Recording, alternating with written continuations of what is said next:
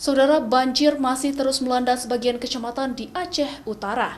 Mahasiswa menyalurkan bantuan logistik menggunakan perahu ke dua desa yang terdampak parah banjir di Kecamatan Matangkuli, Aceh Utara pada Minggu pagi. Berbagai bantuan dari kabupaten tetangga terus mengalir. Himpunan Mahasiswa Kabupaten Pidi yang menempuh pendidikan di Loksmawe menggalang bantuan untuk korban banjir yang melanda Aceh Utara. Bantuan berupa logistik untuk dapur umum itu kemudian disalurkan oleh para mahasiswa menggunakan sejumlah perahu untuk menembus dua desa yang terdampak parah banjir di Kecamatan Matangkuli, yakni di Desa Siren dan juga Desa Tanjung Haji Muda.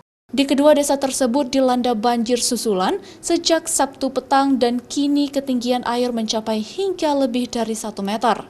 Dari informasi yang beredar bahwasanya ada pedalaman-pedalaman yang belum terjangkau gitu, yang belum tersentuh bantuan-bantuan, dan hari ini kami turun langsung, artinya kami langsung basah dan kami sudah meninjau bahwasanya emang lokasi ini memang target kami.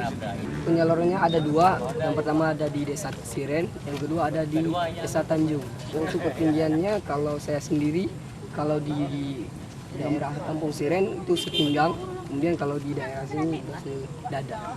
Warga pun mengungsi ke lokasi yang lebih tinggi, sementara akses warga pun terganggu dan juga sebagian warga harus menggunakan perahu untuk menuju pusat kecamatan. Zikri Maulana, Kompas TV, Aceh Utara.